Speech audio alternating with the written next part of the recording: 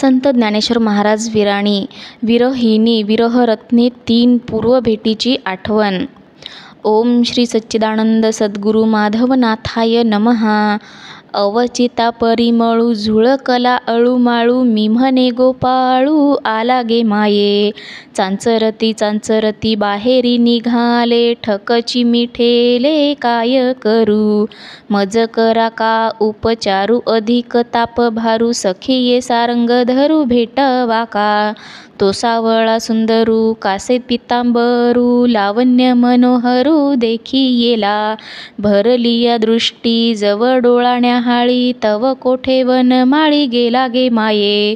बोधोनी ठेले मन तव जाले अने आन, सोकोनी घेतले प्राण माझे गे माये. बाप रखुमा देवीवरू विठ्ठल सुखाचा, तेने काया मने वाचा वेधी येले. याचा अर्थ असा होतो की एखाद्या व्यक्तीपासून दूर गेल्यावरच तिच्याबद्दल आपणास किती प्रेम आहे याची खरी जाणीव होते. आपणास आवडणारे व्यक्तिमत्व बरोबर असले की जीवनामध्ये प्रसन्नता असते आणि सहवासाच्या आनंदाने आपले मन भरून जाते. हे जरी खरे असले तरी आपल्या मनाला सध्यापेक्षा अधिक परिपूर्ण आनंद शोधायचा एक चाळा असतोच. म्हणूनच आपण बघतो की आपल्या सद्गुरूंना सोडून कित्येक साधक गुरु आज्ञेविना आपणहून तीर्थक्षेत्री जाऊन साधना करायचा प्रयत्न करतात. भले भले सुद्धा यातून सुटलेले नाहीत. जेव्हा श्री रामकृष्ण परमहंसांना घशाचा कर्करोग झाला होता तेव्हा स्वामी विवेकानंद काही काळ बुद्धगयेला साधना करण्यास गेले होते. कल्पना करा की जी शक्ती राम आणि कृष्ण या रूपाने भूतलावर अवतरली होती तिला सोडून स्वामी दुसरीकडे गेले होते. श्री स्वामी समर्थांच्या शिष्यांतही हीच गोष्ट आपणास वारंवार बघायला मिळते. मायेचा पगडा असा अगम्य आहे. त्यामुळे आपणासारखे साधक सद्गुरूंचा उत्सव चालू असताना मध्येच एक दिवस काढून जवळील देवस्थानांना भेट द्यायला जातात. यात काय नवल आहे. परंतु ज्याप्रमाणे झोपी गेलेल्या माणसाच्या तोंडावर गार पाण्याचा हबका बसला की तो खडबडून जागा होतो, अगदी त्याचप्रमाणे विरह वेदना जाणवली की साधक इतर गोष्टींच्या मायापाशापासून सुटून परत आपल्या सद्गुरूंच्या चरणापाशी येतो. अशा रीतीने विरहामध्येही सकारात्मक भावना आहेच. या सृष्टीतील प्रत्येक वस्तूत सत्व, रज आणि तम या तिन्ही गोष्टी अस्तित्वात असतात. त्यामुळे विरहासारख्या अधिकांश तामसिक गोष्टीतही सद्गुरूंच्या तीव्र आठवणीची सात्विकता आहेच. या सत्स्मरणामध्ये एकाग्रतेने मग्न असताना आपले मन अतिशय ताणलेल्या तंतुवाद्यासारखे तरल होते. त्यामुळे अत्यंत क्षुल्लक गोष्टीही आपणास अनिवार्य आनंद किंवा दारुण दुःख देऊन जातात.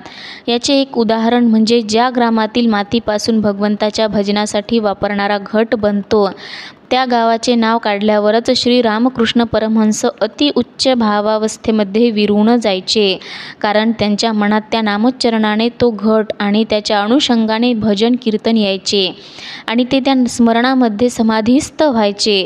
त्यांची मनस्थिती कायमच अशी अत्यंत नाजूक असल्याने भोजन समय चुकूनसुद्धा कुणी दुरान्वयाने भगवंताची आठवण होईल असे शब्द काढले तरी ते भावावस्थेत विलीन व्हायचे आणि त्यांचे भोजन तसेच राहायचे. केवळ श्री शारदा माताच त्यांना पूर्ण भोजन करण्यास भाग पाडू शकायच्या. अशी अतिउच्च भावावस्था विरहाचाच एक भाग आहे. वरील अभंगामध्ये माऊलींची अवस्था अशीच असल्याचे आपल्याला स्पष्टपणे दिसून येते. माऊली म्हणत आहेत की कुठून तरी अचानक चंदनाचा सुगंध आल्याचा मला भास झाला आहे. नक्कीच देवकीनंदन गोपाळ मला भेटायला आलेला असणार. त्या भेटीच्या कल्पनेनेच माझे देहभान हरपल्यासारखे झाले. पण मी स्वतःला कसं बसं सांभाळत त्याला भेटायला बाहेर आलो तर माझे बघणेच खुंटल्यासारखे झाले आहे. आता मी काय करू हे सुचेनासे झाले. सख्यांनो, माझा विरह ज्वर अधिक प्रज्वलित होण्याआधी यावरचा एकच उपाय आहे. तो म्हणजे मुरलीधराची भेट. ती मला लवकरात लवकर घडवा. मला त्याचे पितांबर नेसलेले लावण्यमयी मनोहर सावळे रूप दिसले आणि मला दृष्टी आहे याचे सार्थक झाले. परंतु चित्त समाधान झाल्यावर त्याला परत एकदा नीट पाहावे म्हणून बघायला गेलो तर तो कुठे अदृश्य झाला हेच कळले नाही. त्या दर्शनाने माझे मन उन्मन झाले आहे आणि माझ्या संकुचित व्यक्तिमत्वाचा पूर्ण नाश झालेला आहे. आता मला निव्वळ विठ्ठलाच्या स्मरणातच सुख लाभायला लागले आहे. त्यातच मी आता काया वाचा मनाने पूर्णतः गुंतलो आहे. बघा, कुठून तरी सुगंधाचा भास होण्याचे निमित्त काय झाले आणि माऊली भावावस्थेत विलीन झाले. परंतु या देहातीत अवस्थेतही अतिशय सुंदर शब्दांत माऊलींनी फार गहन तत्व मांडलेले आहे. भगवंताशी भेट झाल्यावर जी अवस्था होते तिचे वर्णन करायला गेल्यास ती कुठे नाहीशी होते हेच कळत नाही, असे माऊली अभंगाच्या दुसऱ्या चरणात म्हणत आहेत.